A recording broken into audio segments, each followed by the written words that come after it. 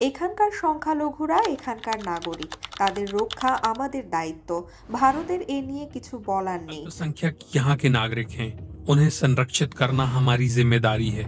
इसमें भारत को कुछ कहने की जरूरत नहीं। ভারতের সাথে সম্পর্ক নিয়ে বাংলাদেশ সরকারের উপদেষ্টা নাহিদ ইসলাম কি বলেছেন? ভারতের বারবার অভিযোগ, ভারত বারবার বাংলাদেশকে সংখ্যালঘু সম্প্রদায়ের নিরাপত্তা নিশ্চিত করার আহ্বান জানিয়েছে।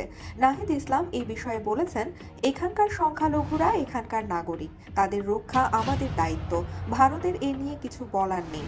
ভারতের বলার দরকার জুলাই আগস্টে যে গণহত্যা হয়েছে সে সম্পর্কে। ভারত কিভাবে বাংলাদেশকে বর্তমান চ্যালেঞ্জ মোকাবেলায় সাহায্য করতে পারে সে বিষয়ে নাহিদ ইসলাম বলেছেন, ভারতের মিডিয়া আমাদের সরকার সম্পর্কে ভুল তথ্য ছড়াচ্ছে। ভারতকে এটা নিয়ন্ত্রণ করতে হবে। তথ্য ভিত্তিক আলোচনা এবং সম্পর্ক উন্নয়নের আলোচনা হওয়া উচিত।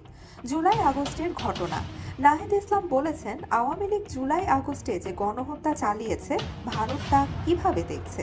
ভারত এখনও তার অবস্থান স্পষ্ট করেনি। অনেক দেশ ঘটনার প্রতি সমর্থন প্রকাশ করেছে, কিন্তু ভারত নীরব। তারা এমনকি অভিযুক্তদের আশ্রয় দিয়েছে। নাহিদ ইসলাম বলেছেন, ভারত বাংলাদেশের হত্যাকাণ্ডকে উপেক্ষা করছে।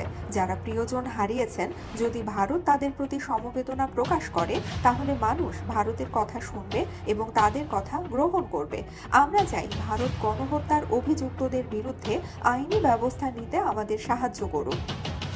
নাহিদ ইসলাম বলেছেন, আমরা ঘটনাগুলোর কথা জানি, মানুষ কষ্ট পেয়েছে আমরা জানি, কিন্তু বোঝা উচিত যে আমাদের সরকার যদি স্থিতিশীলতা না আনতো তাহলে পরিস্থিতি আরও খারাপ হতো।